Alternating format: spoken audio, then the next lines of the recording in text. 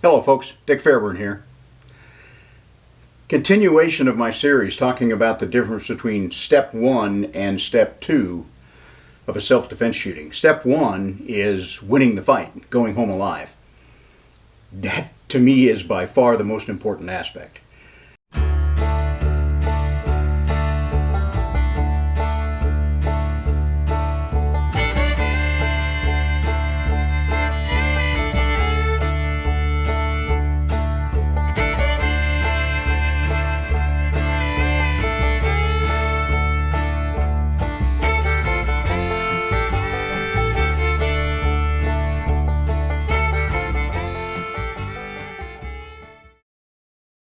Step 2 is what's going to happen after the fight. Could you be prosecuted? Could you be sued civilly? Okay, you took a human life, very possibly. You're going to have to deal with those consequences as well. But I think all too often we see a lot of attorneys and we see a lot of instructors get so focused on how to prevent problems in stage 2 that they almost leave you more liable to be hurt in stage 1. And as Jeff Cooper said in the time that I spent with him at Gunsight, if you don't win the fight, the aftermath doesn't really matter. So stage 1 is the most important. Now, one of the things that a lot of people say is that you should not modify your carry pistol, at least to any large extent. That modifying it is going to make you look bad. You've created a weapon of war. You are a trained killer. You are anticipating going out looking for a fight. I don't really see the modifications to your pistol inherently cause that, but then again, there's some things you probably shouldn't do. Most of my career, I carried pretty much stock pistols as a police officer with very few minor modifications. And that's the way I recommended when I had say-so over what kind of weapons the department carried. But there are some modifications that can enhance what we do, can help you shoot a little bit better, and I think do no harm. So the question is, can you make modifications to your concealed carry pistol without causing yourself any significant problems down the road? I have never testified in an expert witness case. I have been consulted in a few, and maybe to my own detriment, I explained what was going on well enough that the need for an expert witness wasn't necessary after I told them my take on a shooting. I have some friends that have done a lot of expert witness, and they bring this topic up from time to time, but yet I am not aware of a single instance where a modified pistol made a significant difference at all in the outcome of either a prosecution or a civil case. It can be brought up. Especially defense attorneys are going to bring up every little nitpick they can find. But I have not really seen where this has become a significant issue in any after effects of a shooting. Now, there are some modifications that are just basically a bad idea. If you carry a Glock and you want to buy one of those illegal Glock switches because you think that makes you especially deadly, it's illegal and it's stupid. I think it goes without saying that none of you people who are probably watching this are going to be mounting that switch on your Glock pistol. Having a Punisher logo lasered onto the slide of your pistol, or putting Grim Reaper grip panels on your 1911, it's just not a good look. It will probably come up in court if you have to use that pistol, and someone will testify that, gee, you were someone who was out looking to kill someone.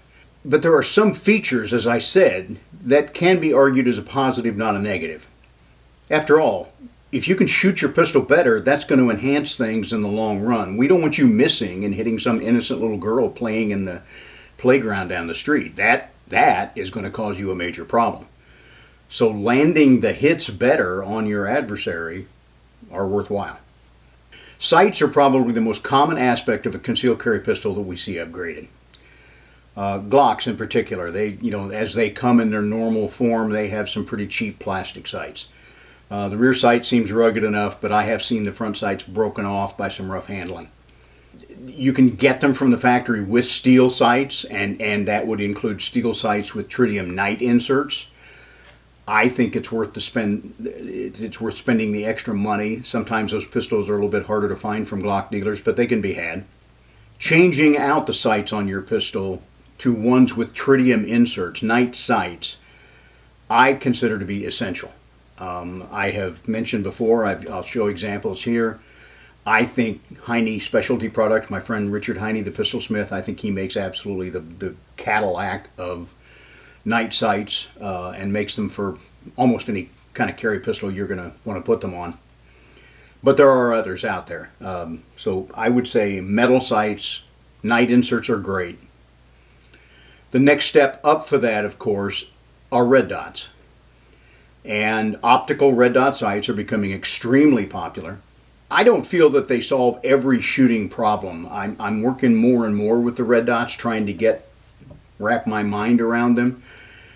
I tend to stick with metal sights myself, maybe because it's just an old dog trying to learn new tricks. But a few years ago, I set up a Glock 19 with a Trijicon RMR sight when I was still working as a cop. I carried it for several months. I shot it several thousand rounds and kind of kept track of how I did. Was I faster? Was I more accurate? It definitely helped at distance. I mean, I used to be a pretty good shot at 25 yards. Now I'm a pretty good shot at 25 feet with old eyes. And the red dot did help that. But at the end, the amount of speed increase and accuracy increase I gained from that red dot, I think really was caused as much by spending those several thousand rounds in testing.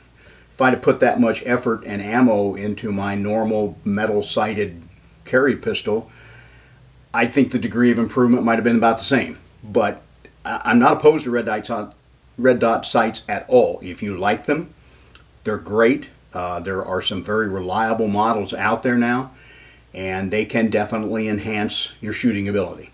So whether you upgrade to metal night sights or to red dot sights, I think that is a positive modification to your pistol. No one can really find fault with that. The next most common modification, often the first choice back in the day when we pretty much all carried revolvers, was a trigger upgrade. And in those days, if you were carrying a revolver, a double action Colt or Smith & Wesson for the most part, few departments carried Rugers, that was just smoothing things up, smoothing up and evening out that double action trigger pull, because the ones from the factory weren't bad, and really just firing them several thousand rounds would smooth them almost as good as what a pistol smith could do. But trigger work on them was very common, and a lot of times grips were changed out as well, because a lot of the grips just didn't fit most shooters. Those are pretty minor modifications. The same way with the 1911 pistol. A lot of them would get a trigger job by a pistol smith. Okay, and when the 1911 arguably has the best trigger on any kind of fighting pistol you're going to get your hands on. It's short, it's light, it's crisp, and that's what you're looking for. That's going to give you the best kind of shooting performance. With polymer striker pistols like the Glock, like the SIG 300 series, like the Smith & Wesson M&Ps and things like that, there are countless companies that make drop-in replacement trigger systems, and these are pretty much DIY projects. They're not complicated. There's no gunsmithing involved. I always balked at allowing these for my officers who were carrying Glocks in the last department where I was the public safety director. And it wasn't that I didn't want them to have perhaps a slightly better trigger. It's kind of twofold. First of all, striker pistols don't have good triggers. And all of the drop-in replacements, including the factory-enhanced drop-ins, they might be a little bit better than the stock striker trigger, but they're still not a good trigger. Compared to a 1911, they still suck. So you're making it a little better, incrementally better, but with all those other brand names, there's really no track record of reliability. The competitors use them. Some of them use them thousands and thousands of rounds with no problems. Some people will obtain an aftermarket 3.5-pound connector, so it's not a Glock part.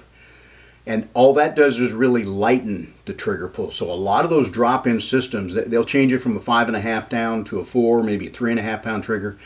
Lightening the trigger pull on those striker fire pistols, I think, is a very bad idea. It really ups the odds of you having some kind of negligent discharge, and that's going to create a lot of problems for you in the real world. Now, most of the major striker pistol companies, SIG, Glock, Smith & Wesson, I'm not sure about Walther, but most of those have a factory enhanced trigger system available. I know Glock calls theirs the performance trigger. And some people I know that have tried them say they are distinctly better in the way the trigger feels, that they're able to shoot more accurately with them. I think those are fine. They're certainly an added cost.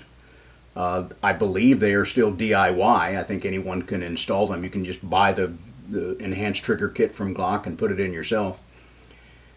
Those are fine. That's factory equipment. It's still got a factory warranty. There is no way to argue that you have customized this into some kind of high-speed, low-drag killing machine. So if you really feel you need to upgrade the trigger on your striker fire pistol, I strongly suggest you go with the factory enhanced trigger, and I don't see a problem at all if you want to do that. One of the next modifications in terms of popularity is an add-on magazine well on the base of the pistol. These started with 1911s, and that's because 1911 used single stack magazines. Getting that single stack magazine into that basically same shape of magazine well is not always real fast. All of my 1911s, I have a beveled magazine well. That's simply a rounding of that sharp edge at the bottom of the magazine well, and it creates a minor funnel. It helps quite a bit in getting in. But competitors wanted Magwells, and these things are like giant metal funnels that you can really slap that magazine in there pretty fast. I think it's important for competitors. I question how much we really need to shave off that quarter second, half second of reload time out on the street in a concealed carry situation. Can't hurt. So I'm not really opposed to the magazine wells as long as they're well fitted and they're not in any way going to come loose or cause a problem. But in a lot of cases they do hamper concealment. They're bigger, so they're a little bit tougher to cover up. Double stack magazines, which is the vast majority of what people are carrying out there nowadays, they're naturally tapered at the top. You don't really need a big funnel to get those things seated easily into the magazine well. So I don't see the point to a magazine well myself for a carry pistol, for a competitive pistol, if you want one maybe as a bedside gun for home defense or something like that. But I think as concealment goes, I think I don't know, maybe it's more than you need. Does it hurt anything? No, I don't think it's going to hurt you. Slide milling, this is another fad. People are having extra gripping grooves milled perhaps on the front of the slide depending on how they cycle their slide. Lightning holes milled into the sides. A lot of this is just to look cool. And if you're doing it just so that it's tactical, then I don't see the point to it. Whenever you modify the mass of a semi-automatic pistol slide, you are modifying the cyclic rate. If you make it lighter, you make it heavier. We see some of these pistols kind of balk when we get red dot sights mounted on them. Typically not, but some will, and so sometimes you need to change that recoil spring out to adjust for the difference in weight of that slide. Lightening it can also disturb that to some extent. So any changes you make to that slide are going to require a new recoil spring. Any changes you make to that slide, I think you're going to have to go out and wring it out pretty well with your carry ammo to make sure you've still got the degree of reliability you need. As I said, if it's just to make it look cool, save your money, folks. It's not adding that much. Extended magazines. And a lot of these, they will add plus round base plates, and these can be fitted on most magazines nowadays. Some are plastic, some are aluminum. It's another common change. People want to add a few rounds to what the magazine capacity of the pistol has. I don't see a real problem with this modification other than they make the pistol, again, a little bit more difficult to conceal. Now, one thing I didn't mention with Magwells, some of the Magwells won't work with standard magazines. Some of them you have to have an added base plate on the bottom to be able to seat that magazine fully in place. So if you're going to have a Magwell, you might need to have an add-on base plate of some kind. My carry magazines for virtually every pistol I carried as a cop, I always glued a piece of leather to the bottom of the magazine. And I did that for a little bit of positive push to make sure I was getting it fully seated into place. But mostly I did that because when I train, and a lot of times I'm on either gravel or concrete ranges, when I drop those magazines out, that leather would absorb the impact and not ding up the bottom of the magazine. And the leather occasionally pops off and you got to cut a new one and glue it in place. So I don't see a problem with those kind of protective base plates. A lot of magazines now come with protective plastic base plates that serve that same purpose. The plus magazines are okay, but as I said, if they're going to cause you a problem with concealment, then you gotta weigh that out. But here's the thing, and I see a lot of instructors tell you that you need lots and lots of rounds, and you're going to be facing multiple adversaries and adversaries that are much more highly trained, and they're going to use cover and things like that. And the facts on the street don't really bear that out. For the most part, the old 3-3-3 rule, probably going to be about 3 rounds, probably going to be about 3 seconds, and probably going to be about 3 yards. That still pretty much describes most street shootings, both for police officers and citizens who are concealed carrying. Okay, street shootings, self-defense shootings, generally bear no resemblance whatsoever to a John Wick movie. So you're not going to need a dozen magazines, most likely. Most of these incidents, if you shoot well, unless you miss a lot, a 5-shot revolver or a 6-shot micro semi-auto will probably supply all the ammunition you need.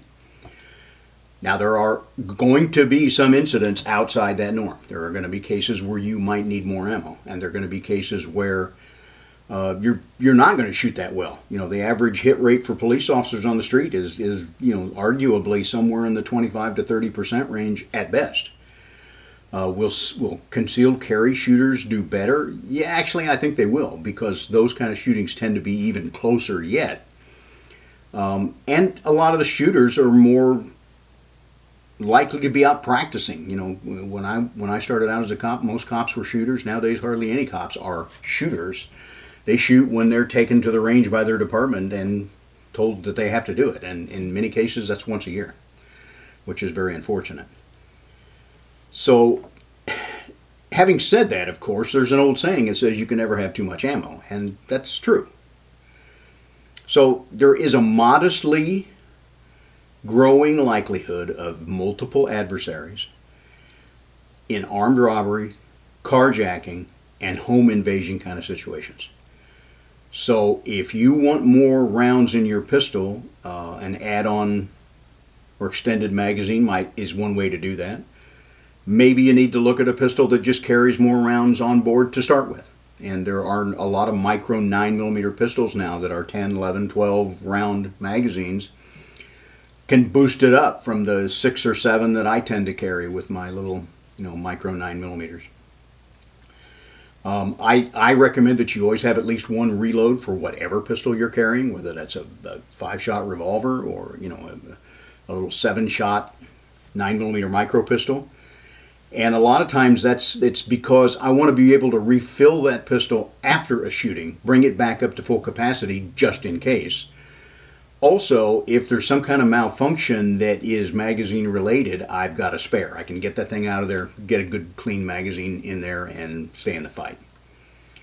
But weighing yourself down with multiple high capacity magazines for concealed carry, I think it's pretty questionable myself. Now I'll tell you, I saw a uniformed police officer the other day.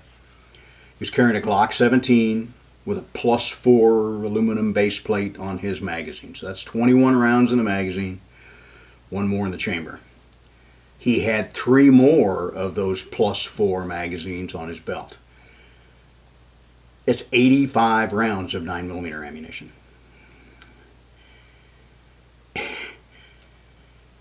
The first thought that went through my mind is that several cops I know over the course of their careers have had to have hip replacements even before they hit 50 or so, and even before they retire. And typically if they do that, it's on their pistol side, because that Batman utility belt is got a lot of weight on it. It's carrying there. And in my opinion, it's because they wear the belt just a little bit too loose. And if you look at a cop, and a lot of times there's just a little bit of lean to that belt on the gun side. It's dragging down lower.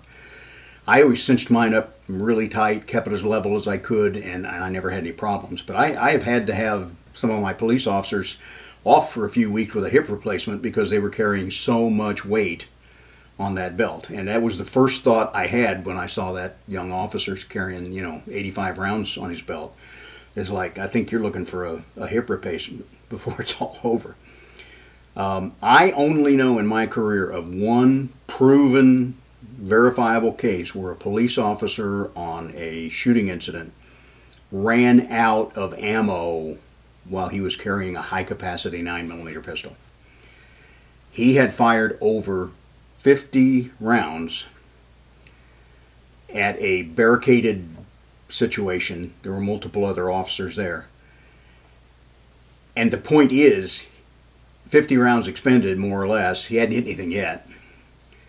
So I don't think his problem was a lack of ammunition. I think his problem was a lack of composure, a lack of shooting skill. And interestingly enough, I learned about this because he had turned to a friend of mine who was also on the scene and who had not fired a round yet. And he turned to my friend and said, "I'm out of ammo, give me one of your magazines." To which my friend replied, "You shot all yours and now you want some of mine?" "Nah, I think I'll keep what I got." The point is, if you plan to miss a lot, then a lot of ammunition is important. If you keep your wits about you and you land hits, you're probably not going to need that many. And in one research, well, more than one, but one research project I did a number of years ago where we were looking at stopping power. And we were breaking it down by caliber, and at the time the only high capacity pistols on the market were 9mm. The 40 didn't even exist at the time. 45s were all single stacks. What we saw was the number of shots fired per incident was twice as high with the 9mm as it was with either 45 semi-auto pistols or revolvers. And you got to wonder if, well, gee, the people who don't like 9mm can say, well, the 9mm is not as effective. You got to shoot twice as many of them. Possibly that's kind of tough to prove. The other theory is maybe they just shot more because they had more. Spray and pray. So if you have fewer, maybe psychologically you're going to focus in, you're going to do a bit better job. I think the need for a large quantity of ammunition is overblown for most of us out there on the street doing concealed carry. That's my opinion. Now, whenever you get into your head that you need to make a modification to one of the factory safety devices on a pistol and take that on the street and carry it, I think that's a very bad idea with one possible exception. It was very popular at one time for 1911 shooters to pin down the grip safety. The original grip safety, a lot of people with different hand configurations, especially when they're working at high speed and really trying to draw and present pretty fast, they wouldn't always get that grip safety fully depressed, and then suddenly they're working on the trigger, but they're not getting a bang. So some people would physically pin it down. In other words, deactivate that safety device.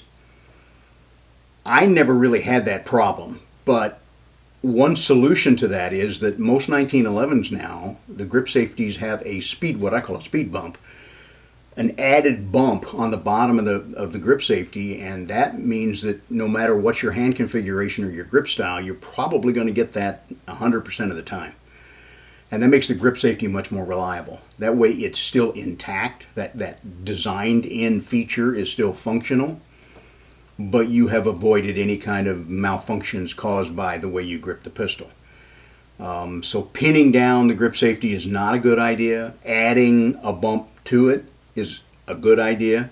Now, there were some older, there still are a few, but primarily this is a dead issue now, but there were older semi-auto pistols, especially the older Smith & Wesson, the metal frame, double action, single action type, the 39s, 59s, 459s, things like that.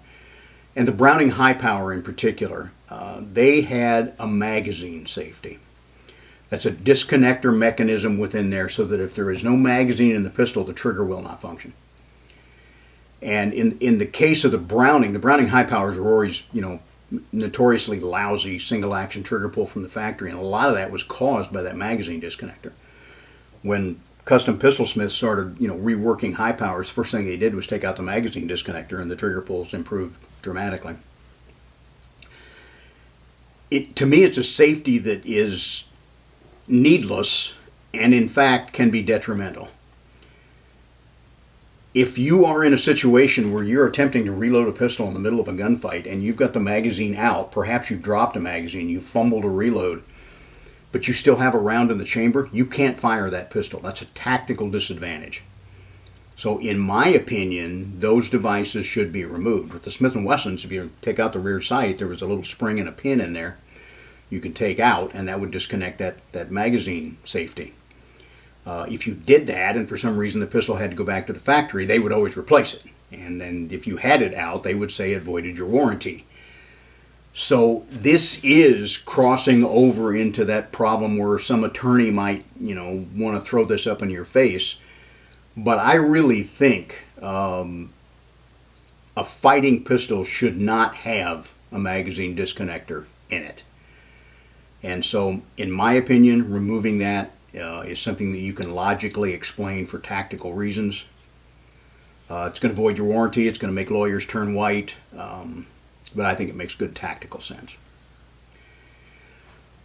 What about hitting the street with a $3,000 or $4,000 custom 1911 pistol? I'm carrying a Nighthawk. I'm carrying a Wilson. I'm carrying a Richard Heine hand-built 1911, which is what I do from time to time. Does this mark you as some kind of trained killer? Somebody who is, on that razor's edge out there looking for trouble, wanting to, prove yourself in a gunfight? I don't think so. Now, some people drive Kias, other people drive BMWs. Some people can afford BMWs, some people can't. Those who appreciate the ultimate in fighting pistols and can afford them, I don't think you should be deterred by the fear that carrying such a high-end pistol is going to make you look bad in the aftermath of having to use it. There is one last aspect I will talk about in modifications to pistols and how expensive a pistol you might carry to save your life. If you use that pistol in a self-defense situation, it will likely spend a long time in an evidence room. The investigation is going to take time. It's very likely that it's going to go to a crime lab for a test firing. A final determination is going to have to be made by the prosecutor if they're going to charge you. It may have to stay there long enough to deal with a civil suit if you are sued by the bad guy's family for wrongful death. It may be a long time before you see that pistol again. And I can virtually guarantee you it's not going to get any special care while it's there. If this was in a rainstorm and your pistol was wet and soaked, if maybe blood splattered on the finely blued finish of your pistol, that's going to be there while it's in storage. And I have seen some firearms in the evidence room deteriorate pretty badly while they were there because nobody took care of them. In one case of an elderly gentleman that committed suicide with an old Colt Cobra, and I knew his family, I knew they would eventually want that revolver back. I cleaned it up. I cleaned the blood off of it, and I oiled it up so that it wasn't going to be rusty when they got it back. But most of the people in law enforcement who are dealing with the evidence room are not going they're not going to do anything special for your weapon at all. They're going to unload it. They're going to stash it in the evidence room, and it's going to degrade if it's going to degrade. At the very least, you're not going to have the use of that pistol for a substantial amount of time. In some jurisdictions, the prosecutor may fight ever giving you that weapon back. They may ask a judge to have it destroyed. I see no legal reason for this, and I see no value other than harassing you, but that's some of the people we have to deal with out there. So maybe it's not all that bad an idea to carry a Glock 19 or a Glock 43X or whatever you think that stock striker pistol might be the best choice for yourself. And then just figure, if I'm in a shooting and it goes to the evidence room, I'll consider it gone. And I'll buy myself another one, and I'll have another carry pistol. If I ever get the first one back, then that'll be a bonus. So that's a factor you have to consider. But I'm going to carry what I think will do the best job for me. I will make the modifications I think it needs. If it needs a trigger job, if it needs different sights or red dot, absolutely. And if it goes to the evidence room, but I'm alive, I'll consider that a win. And then I will see what I'm going to carry from that point on and make every effort I can to get the first one back. So I wouldn't be afraid of modifications to your pistols, but don't go crazy with them. And don't listen to those people that say you have to have an absolutely rock stock pistol or it's going to cause you some kind of problem legally afterwards. I'm sorry, I just don't see the evidence of that taking place.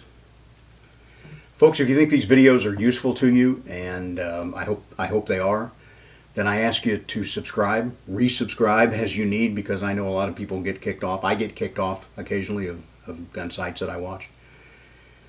Give me thumbs up, and the important thing is, holiday season's coming up. I wish best of all of you, and I'll continue this series, but stay safe out there.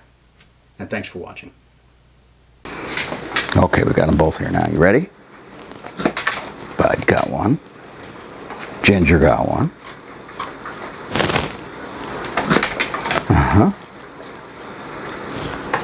Oh, she missed it. She usually gets them, doesn't she, Bud? Okay, girl, last one. You ready? You ready? Yeah! That's all there is till next time.